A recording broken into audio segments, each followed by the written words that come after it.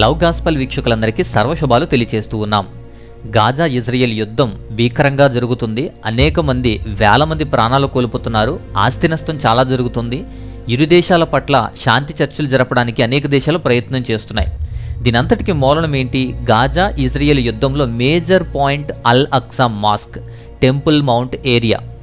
యూదుల పవిత్ర స్థలము, ఇస్లాం పవిత్ర స్థలము, క్రిస్టియన్స్కి, యూదులకి, ముస్లింలకి అత్యంత ప్రాముఖ్యమైన ప్రదేశం అని అందరికీ తెలుసు కదా. ఎప్పటి నుంచో ఈ స్థలం కోసమే గొడవలు. ఇప్పుడు జరుగుతున్న ఇజ్రాయెల్ పాలస్తీనా వివాదంలో దాని ప్రాముఖ్యత చాలా ఉంది. ఇప్పుడు జరుగుతున్న గాజా చేస్తున్నటువంటి దాడులకు పేరేం పెట్టారో తెలుసా? ఆ మిషన్ పేరేంటో తెలుసా? అల్ అక్సా ఫ్లోడ్. అల్ అక్సా ఫ్లోడ్ దాని పేరు. అల్ అక్సా డెలోగ్ అని కూడా అంటారు. అంటే అల్ అక్సా ప్రళయం అని అర్థం. ఎందుకు ఈ పేరు పెట్టారు? అల్ అక్సా మాస్క్ అసలు ఏంటి? ఎందుకు యుద్ధంలో కీలకమైంది? వీరు తరతరాలు ఎందుకు పోరాడుతున్నారు దీని గురించి అనేది వీడియోలో చాలా సింపుల్గా, చాలా క్లియర్గా ఇస్తాను. అల్ అక్సా మాస్క్ ఇజ్రాయెల్కు, పాలస్తీనాకు మధ్య నలుగుతున్నటువంటి ప్రాంతం. ఓల్డ్ జెరూషలేంలో ఉంటుంది ఈ ప్రాంతం. ఇజ్రాయెల్కు ఓల్డ్ జెరూషలేం కేంద్రం అని ఇజ్రాయెల్ చెప్పుకుంటుంది. అది మాదే అని ఇజ్రాయెల్ వాదన. పాలస్తీనా వారు కూడా వారి కేంద్రము ఓల్డ్ జెరూషలేమే అని, రాజధాని జెరూషలేమే అంటారు. జెరూషలేం మాది అని ఇజ్రాయేలీలు అంటారు, జెరూషలేం మాదే అని పాలస్తీన్లు అంటారు. ఇరు వర్గాల మధ్య నలుగుతున్నటువంటి ప్రాంతమే ఈ టెంపుల్ మౌంట్ ప్రాంతం, అల్ అక్సా ప్రాంతం. మరి రెండు వర్గాల మధ్య నలుగుతున్న ఈ ప్రాంతం ప్రస్తుతం ఎవరి కంట్రోల్లో ఉంది, ఎవరి చేతుల్లో ఉంది అంటే ప్రస్తుతం జెరూషలేం ప్రాంతం జోర్డాన్ అండర్లో ఉంటుంది. జోర్డాన్ గవర్నమెంట్ బాడీ అనేది దాన్ని రూల్ చేస్తుంది. జెరూషలేం ప్రాంతం 2 టైర్ సిస్టంలో నడుస్తుంది. రెండంచెల వ్యవస్థ నడుస్తుంది. లీగల్గాను, పొలిటికల్గాను కూడా అక్కడ రెండంచెల వ్యవస్థ నడుస్తుంది. ఈ టెంపుల్ మౌంట్ ప్రాంతం అంతా కూడా జోర్డాన్ ప్రభుత్వం, మినిస్ట్రీ ఆఫ్ ఆవ్కాఫ్ అనేటువంటి దాని కంట్రోల్లో ఉంటుంది. జోర్డాన్ దేశంలో అమ్మాన్లో ఉండేటువంటి మినిస్ట్రీ ఆఫ్ ఆవ్కాఫ్ అనేదే ఈ సంస్థ పర్యవేక్షణ చేస్తుంది ఈ టెంపుల్ మౌంట్ ప్రాంతాన్ని. ఈ సంస్థ చేతుల్లోనే పర్యవేక్షణ అనేది ఉంటుంది. ఇది ఒక ముస్లిం సంస్థ. 1967 నుండి ఈ ప్రాంతంలోకి నాన్ ముస్లిమ్స్ని అలౌ చేయరు. నాన్ ముస్లిమ్స్ ఎవరైనా వచ్చినా కూడా కొంతవరకు మాత్రమే పరిమితం ఉంటుంది. ముస్లిమ్స్ కాని వారు ఆ ప్రదేశంలో ప్రేయర్ అనేది చేయకూడదు, దైవిక కార్యాలేమీ చేయకూడదు. ఇజ్రాయెల్ యూదుని సైన్యం కూడా అక్కడ ప్రొటెక్షన్గా పనిచేస్తూ ఉంటుంది. ముఖ్యమైనటువంటి ఆ టెంపుల్ మౌంట్ ప్రాంతంలో ఉండేది అల్ అక్సా మాస్క్. ఈ ప్రాంతాన్నే టెంపుల్ మౌంట్ అంటారు, లేదా అల్ హరం, అల్ షరీఫ్ అంటారు, లేదా నోబెల్ శాంక్చురీ అంటారు, లేదా హర్హా బైత్ అని కూడా అంటారు. సో ఆ ప్రాంతాన్ని రకరకాల పేర్లతో పిలుస్తారు. ఈ ప్రాంతంలో పరమ పవిత్రంగా భావించేటువంటి 2 పవిత్ర స్థలాలు ఏంటి అంటే డోమ్ ఆఫ్ రాక్ ఒకటి, అల్ అక్సా మాస్క్ ఒకటి. ఈ రెండిటికి ఇది హోమ్ లాంటిది స్థలం. ఈ అల్ అక్సా మాస్క్ క్రీస్తు శకం 8వ శతాబ్దంలో కట్టారు. ఇస్లాంకి అత్యంత పవిత్రమైనటువంటి ప్రదేశం. మక్కా, మదీనా తర్వాత మోస్ట్ వాల్యుబుల్ ఇంపార్టెంట్ ప్లేస్ ఇది. మహమ్మద్ ప్రవక్త ఇక్కడే పరలోకానికి ఆరోహణమయ్యారు అని చెప్పి వీళ్ళు నమ్ముతారు. చాలామంది టెంపుల్ మౌంట్ అన్నా, అల్ అక్సా మాస్క్ అన్నా, డోమ్ ఆఫ్ రాక్ అన్నా ఇదే చూపిస్తారు, ఇదే అన్నీ అనుకుంటారు. కానీ ఇవన్నీ ఒకటి కాదు. డోమ్ ఆఫ్ రాక్ అంటే పవిత్రమైనటువంటి మందిరం. దానికి ఎదురుగా పెద్దగా ఉండేటువంటిది అల్ అక్సా మాస్క్. ఇది మసీదు. అదేమో మందిరం, ఇది మసీదు. సో 2 ప్రదేశాలు ఉన్న కొండ ప్రాంతం అంతా కలిపి టెంపుల్ మౌంట్ ప్రాంతం అంటాం. ఈ టెంపుల్ మౌంట్ ప్రాంతానికి పశ్చిమంగా ఉన్నటువంటి ఒక గోడ, దాన్ని వెస్టర్న్ వాల్ అంటారు. ఈ వెస్టర్న్ వాల్ కూడా చాలా పవిత్రమైనదిగా కొందరు భావిస్తారు. యూదులు ఎక్కువగా ప్రార్థనలు చేసేది ఇక్కడే. యూదులు కానీ క్రైస్తవులు కానీ ప్రార్థనలు చేస్తారు ఈ వెస్టర్న్ వాల్ దగ్గర. ఈ విధంగా ఉంటుంది. సో పిక్చర్లో చూడండి, Al Aqsa mosque, Dome of Rock and Western Wall మనకు క్లియర్గా కనబడుతుంది. ఆ ప్రాంతం అంతటా కూడా మందిర ఆవరణం, టెంపుల్ మౌంట్ ప్రాంతం. దీన్ని నోబెల్ శాంక్చురీ అని కూడా అంటారు. అల్ హరం, అల్ షరీఫ్ అని కూడా ముస్లింలు పిలుచుకుంటారు. పవిత్రమైనటువంటి ప్రాంతంగా ఇది ఉంటుంది. ఇది ఓల్డ్ జెరూషలేంలో ఉన్నటువంటి ప్రాంతం. యూదులు టెంపుల్ మౌంట్ని పరమ పవిత్రంగా భావిస్తారు. అది వారి స్థలమని, అది పవిత్ర స్థలమని, దేవుడు అక్కడ నివసించే స్థలమని, దేవుడు వారికి అందించినటువంటి స్థలము అని చెప్పి వాళ్ళు బలంగా నమ్ముతారు. అది వారి స్థలం అని. వారు 3వ దేవాలయం అక్కడ కట్టాలి. 3వ దేవాలయాన్ని కట్టాలి అని ఎన్నాళ్ళ నుంచో వెయిట్ చేస్తున్నారో చూస్తున్నారు. దాదాపు 3000 సంవత్సరాల క్రితం ఈ ప్రాంతం దావీదు పట్టణం, సిటీ ఆఫ్ డేవిడ్ అని పిలుచుకునేవారు. దానికి ఆవరణలోనే మొదటి మందిరం అనేది కట్టబడింది. ఈ ప్రాంతంలో రాజైనటువంటి సొలోమన్, కింగ్ సొలోమన్ మొదటగా మందిరాన్ని నిర్మించాడు. ఆ తర్వాత అది ధ్వంసం చేయబడింది. ఆ తర్వాత ఎజ్రా, నెహెమ్యా కాలంలో ప్రాకారాలు, మందిర పనులు కూడా మళ్ళా చేసి మరల కట్టారు. హెరోదు రాజు ఉన్నప్పుడు ఆ మందిరాన్ని మాడిఫికేషన్స్ జరిగేది, రీమోడల్ చేశారు, మందిరాన్ని మరింత మెరుగుపరిచారు. క్రీస్తు శకం 70లో రోమన్ ఎంపైర్ కాలంలో ఈ ఆలయాన్ని కూడా ధ్వంసం చేశారు. ఆ తర్వాత ఇది ఆక్యుపై అయ్యింది. అందుకే ఆ ప్రదేశం అనేది యూదులకు చాలా విలువైనది, అది పరిశుద్ధమైనది, దేవుడు అక్కడ ఉంటారు అని చెప్పి, అలాగే 3వ మందిరం అనేది అక్కడ కట్టాలి అని చెప్పి వాళ్ళు ఎన్నాళ్ళగానో ఎదురు చూస్తూ ఉన్నారు. యేసుక్రీస్తు కూడా ఈ మందిరంలోనే బోధించారు, ఈ మందిరంలో సంచరించారు. యేసుక్రీస్తు వారి జీవితం కానీ సువార్త కానీ ఆ ప్రాంతాలకి ఆ మందిరానికి ముడిపడి ఉంటుంది కాబట్టి క్రైస్తవులకు కూడా చాలా ముఖ్యమైనటువంటి పవిత్రమైనటువంటి స్థలంగా ఇది ఉంటుంది. ప్రస్తుతం యుద్ధం జరుగుతుంది. ఈ జరిగే యుద్ధంలో అల్ అక్సా మసీద్ యొక్క ప్రాముఖ్యత ఏంటి, ఆ పేరు ఎందుకు పెట్టాల్సి వచ్చింది అంటే 1967 అరబ్ ఇజ్రాయెల్ వార్ జరిగింది. దాన్నే 6 డే వార్ అంటాం. ఈ యుద్ధం తర్వాత ఈస్ట్ జెరూసలేం ప్రాంతం ఇజ్రాయెల్ కంట్రోల్లోకి వెళ్ళిపోయింది. అంటే పాలస్తీనాలో కొన్ని భూభాగాలు ఇజ్రాయెల్ కంట్రోల్లోకి వెళ్ళిపోయాయి. ఆ తర్వాత యూదులకు పాలస్తీనులకు ఘర్షణలు ఎక్కువైపోయాయి. ఇరు వర్గాలు కూడా ఎక్కువగా ఘర్షణలు పెట్టుకుంటూ ఉంటే అంతర్జాతీయంగా ఒత్తిడి పెరిగిపోయింది. అంతర్జాతీయ సంస్థలు ఒత్తిడి తీసుకొచ్చేశారు. ఆ ఒత్తిడి వలన ఇజ్రాయెల్ కంట్రోల్ వదిలేసి పాలస్తీనాకి ఆ కంట్రోల్ ఇచ్చేసింది. 2005లో సైనికులను కూడా వెనక్కి తెచ్చేసుకుంది. ఇజ్రాయేలు అధికారికంగా మాస్క్ అలాగే ఆ ప్రాంతాన్ని ఇస్లాంకి అప్పగించేసింది. కానీ యాత్రికుల వల్లే వాళ్ళు వెళ్ళొచ్చు, చూడొచ్చు, యూదులు క్రైస్తవులు వెళ్తారు, బట్ ప్రార్థించకూడదు, ప్రార్థనా కార్యక్రమాలు అక్కడ చేయకూడదు.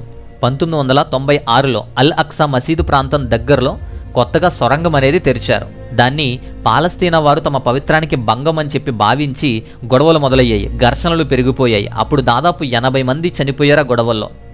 తర్వాత 2000 సంవత్సరం ఇజ్రాయేలు రాజకీయ నాయకుడైనటువంటి ప్రతిపక్షంలో ఉన్నటువంటి రాజకీయవేత్త ఆరియల్ షారోన్ అనేటువంటి వ్యక్తి టెంపుల్ మౌంట్ మాదే అని చెప్పి అక్కడ దాన్ని వదిలేశారు అని చెప్పి ప్రతిపక్ష నాయకుడిగా లేవనెత్తాడు. ఇజ్రాయేలు చట్టసభలో ఉన్నటువంటి సభ్యులను అక్కడికి తీసుకువచ్చి టెంపుల్ మౌంట్ కాంప్లెక్స్ పైకి నడిపించాడు.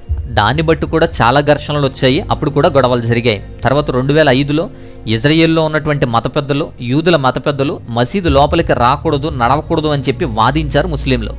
దేవుడు భూమిపై నివసించే ప్రదేశంగా ఇది భావిస్తారు. యూదులు కూడా యూదులను, యూదుల వర్గాలను రానివ్వకుండా యూదులనే నియంత్రించడానికే ఈ ఆంక్షలు పెట్టారు అని చెప్పి యూదులు గొడవ చేశారు. యూదులు ఆ ప్రాంతంలో మరిన్ని హక్కులు కావాలని, మా హక్కులను హరిస్తున్నారని చెప్పేసి గొడవకు దారితీశారు. అది కూడా ఘర్షణలు అయిపోయినాయి. ఆ టైంలో కూడా ఘర్షణలు వచ్చాయి, గొడవలు జరిగాయి. 2014లో యహూదా గ్లీక్ అనేటువంటి ప్రధానమైనటువంటి రబ్బీల్లో ఒకరు ఈయన మీద దాడి చేసినందుకు అక్కడ పరిస్థితికి ఘర్షణలకు దారితీసింది. రబ్బీల మీద దాడి చేశారు ఇస్లాములు అని చెప్పేసి పాలస్తీన్లకు, రబ్బీలకు, ఈ యూదులకు కూడా గొడవలు జరిగాయి. దాని ఎఫెక్టే ఇజ్రాయేల్ అధికారులు అల్ అక్సా మసీదును మూసివేయాలి అని చెప్పి నిర్ణయించుకుంటారు. వీళ్ళు కంట్రోల్ చేద్దామా అని అనుకుంటుంటే ఇజ్రాయేల్ వాళ్ళు ఇంకా రెచ్చిపోయేవారు. మసీదు లోపలికి వెళ్ళవద్దు, గొడవలు చేయవద్దు అని అధికారులు ఆర్డర్స్ ఇస్తే ఇది మాది అని చెప్పి పాలస్తీన్లు వినకుండా ప్రార్థనలు చేసుకునేవారు, ఆపలేదు, వాళ్ళు విజిటింగ్స్ చేసుకునేవారు. అదే 2014 సంవత్సరంలోనే మార్చి, ఏప్రిల్ నెలలో ఇజ్రాయేల్ పోలీసులు టియర్ గ్యాస్ వాడారు. అల్ అక్సా మసీదులో ప్రార్థన చేస్తున్న వారిపై టియర్ గ్యాస్ వాడారు అని చెప్పి పెద్ద పెద్ద గొడవలు, కొట్లాట్లు, అల్లర్లు కూడా చాలా జరిగాయి. ఇది అంతర్జాతీయంగా కూడా దుమారం రేపేసింది. అంతర్జాతీయ సంస్థలు కూడా ఇన్వాల్వ్ అయ్యాయి. ఇదే పాలస్తీనా వారి నిరసనలు హింసాత్మకంగాను, ఘర్షణలుగాను మారాయి. 2వ పాలస్తీనా తిరుగుబాటుగా దీన్ని వర్ణించారు. దీన్నే అల్ అక్సా ఇన్ఫిదా అని పిలుచుకున్నారు. ఆ తర్వాత 2021లో గాజా మరల ఇజ్రాయేల్ మీద దాడి చేసింది. గాజా అటాక్ చేసింది. దాదాపు 10 రోజులు గాజా, ఇజ్రాయేల్ 2 దేశాల మధ్య యుద్ధం జరిగింది. పరస్పరం దాడులు జరిగాయి, చాలా నష్టం జరిగింది. ఈ విషయాన్ని కొన్నేళ్ల క్రితం మనం చూసాము. మీలో చాలామంది వినే ఉంటారు, చూసే ఉంటారు. ఆ తర్వాత ఈ సంవత్సరం 2023 ఏప్రిల్ నెలలో అల్ అక్సా మాస్క్లో ప్రార్థన చేస్తున్న పాలస్తీనా ప్రజలపై అకస్మాత్తులుగా దాడులు జరిగాయి. ఇది ముస్లిం వర్గం మొత్తానికి కూడా కోపం రప్పించేసేలా చేసింది. అరబ్ దేశాలన్నీ కూడా వ్యతిరేకించాయి. అక్కడున్న భద్రతా దళాలు దాడి చేశారు అని చెప్పి ఆరోపించారు. ఆ తర్వాత ఈ మధ్యనే 2023 సెప్టెంబర్ నెలలోనే ఇజ్రాయేలు సెటిలర్స్ ప్రార్థన చేయడానికి మసీదు ప్రాంతంలోకి వెళ్ళారు. అదే సమయంలో బాబ్ యాజ్ సిల్సిలా అనేటువంటి ద్వారం గుండా మసీదులోకి ముస్లింలు ప్రవేశించారు. భద్రతా దళాలు నియంత్రించడానికి దాడి చేశారు. ఇరు వర్గాల మధ్య కూడా ఘర్షణలు ఎక్కువైపోయాయి. ఒక పక్క ఈ ఇజ్రాయేల్ వారు ప్రార్థన చేస్తుంటే, ఇజ్రాయేల్ సెటిలర్స్ ప్రార్థన చేస్తుంటే కొన్ని గొడవలు జరిగేవి. ఇస్లాం వాళ్ళు ఈ బాబ్ ఆల్ సిల్సిలా అనేటువంటి ద్వారం గుండా మసీదులోకి వచ్చి గొడవలు చేసేవారు. ఇంకో పక్క ఇస్లాంలు ప్రార్థన చేస్తుంటే ఈ యొక్క టియర్ గ్యాస్లు కానీ లేదా గొడవలు కానీ, ఉద్రిక్తలు కానీ జరిగేవి. అలా ఈ ప్రాంతం గురించి, ఈ పవిత్రమైన స్థలాల గురించి నిరంతరం కూడా వాళ్ళు ఈ ఘర్షణలు అనేవి తరచుగా చేస్తూ ఉన్నారు. ఇది గట్టిగా పట్టుకుని అక్టోబర్ 2023లో హమాస్ మిలిటెంట్లు ఇజ్రాయేల్ మీద పెద్ద ఎత్తున అకస్మాత్తుగా ప్రారంభించారు.